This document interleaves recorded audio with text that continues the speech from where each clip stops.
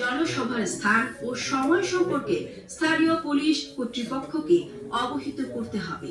কোনো জনসভা অনুষ্ঠানে কোনো ব্যক্তি বা ব্যক্তিবর্গের দ্বারা গোলযোগ সৃষ্টি হলে আয়োজকবৃন্দ পুলিশের শরণাপন্ন হবেন এবং পুলিশ তাৎক্ষণিক ব্যবস্থা গ্রহণ করবে।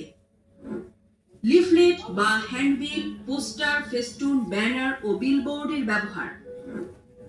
কোনো প্রকার পোস্টার ব্যবহার করা যাবে না। পরিবেশের জন্য ক্ষতিকর অপচনশীল দ্রব্য যেমন রেক্সিন, পলিথিন, প্লাস্টিক দ্বারা তৈরি কোনো সামগ্রী প্রচারণায় ব্যবহার করা যাবে না। লিফলেট বা হ্যান্ডবিল, ফেস্টুন সাঁটানো যাবে না। এবং কোনো নির্বাচনী এলাকায় প্রত্যেক ইউনিয়ন বা পৌরসভা বা মেট্রোপলিটন এলাকার ক্ষেত্রে ওয়ার্ড প্রতি একটি অথবা সমগ্র নির্বাচনী এলাকায় 20টি, এর মধ্যে যেটি অধিক হয় তার অতিরিক্ত বিলবোর্ড ব্যবহার করা যাবে না।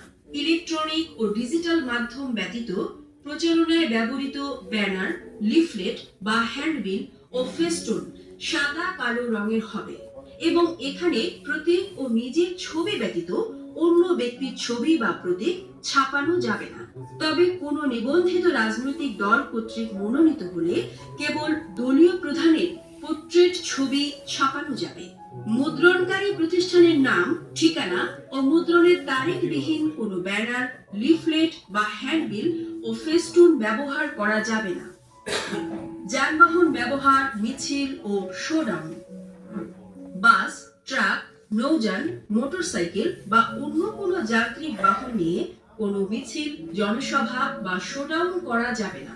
রিটার্নিং অফিসারের নিকট মনোনয়নপত্র দাখিলের সময় প্রার্থী বা তার প্রতিনিধি সহ 5 জনের অধিক ব্যক্তি গমন করতে পারবে না। এ সময় কোনো মিছিল অথবা শোডাউন করা যাবে না। প্রচারণা কার্যে ধন্যবাদ।